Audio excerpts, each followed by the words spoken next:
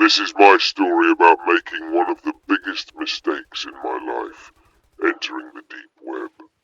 Within every friend group, each person plays a certain role.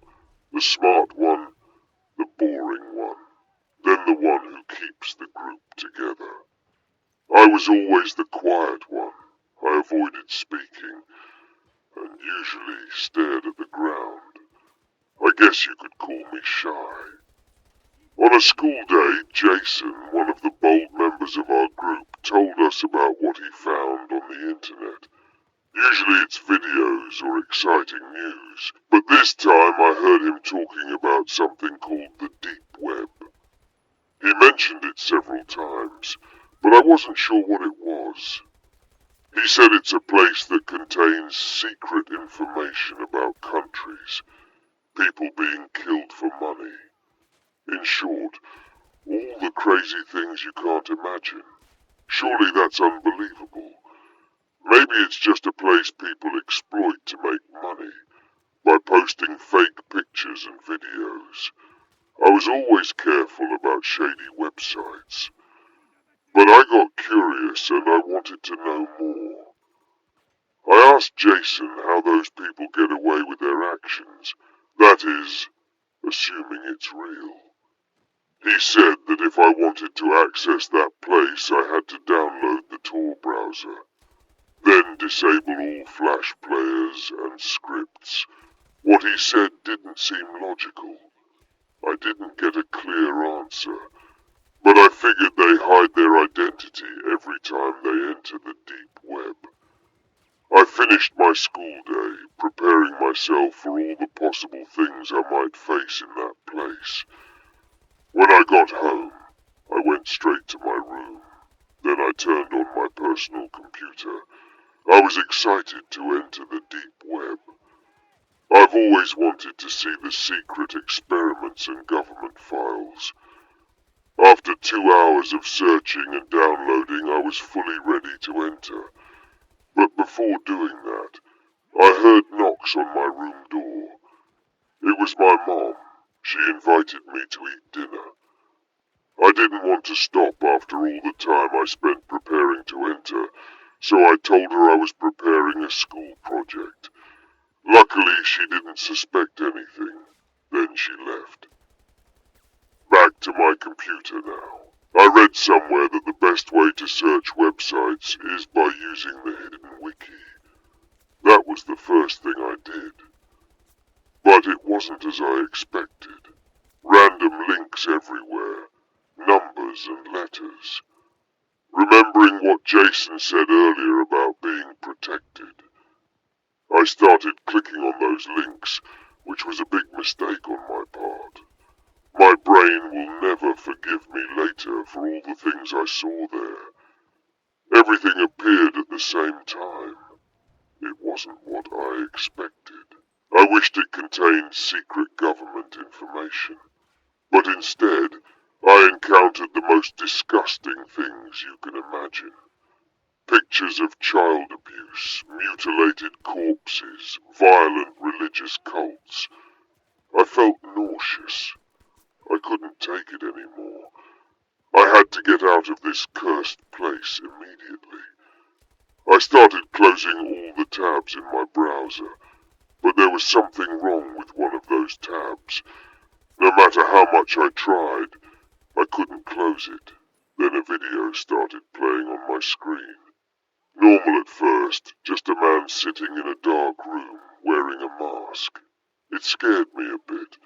He kept staring into the camera with his eyes wide open. There was a strange symbol on his mask.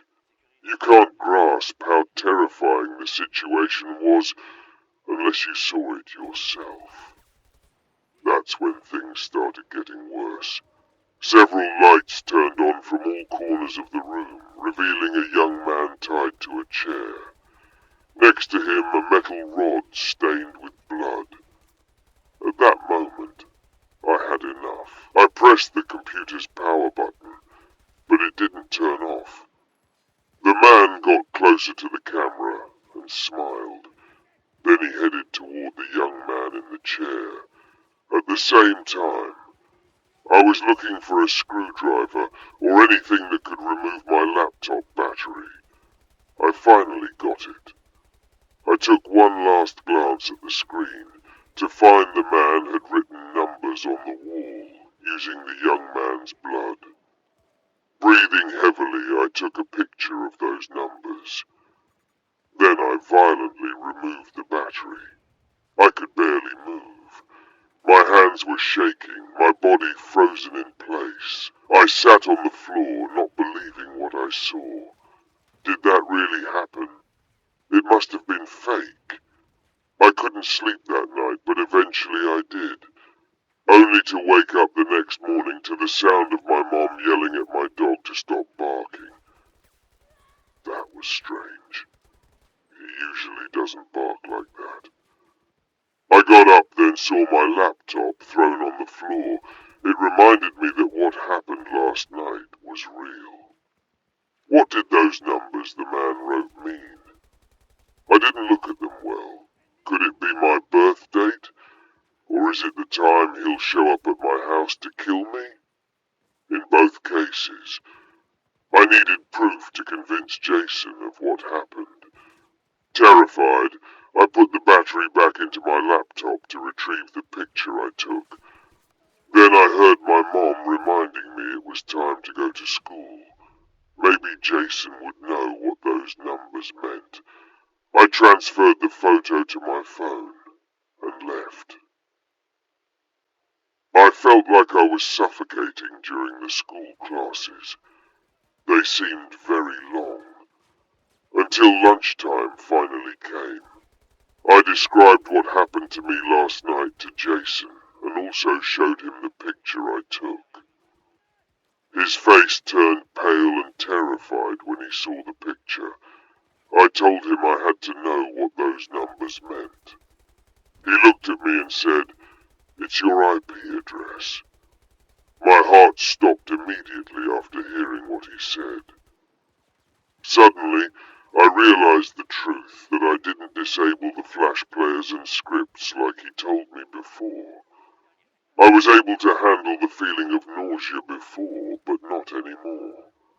It wasn't long before I found myself vomiting in the school bathroom. I returned home early that day. When I arrived, the place was quieter than usual. I entered to find that the place had been broken into, most likely by that man. He destroyed everything. Our money and valuables were gone. In a state of shock, I called my mom to tell her that our house had been robbed. She must have been close to home, because she arrived after just 10 minutes. All our TVs were gone, my video games and computer too.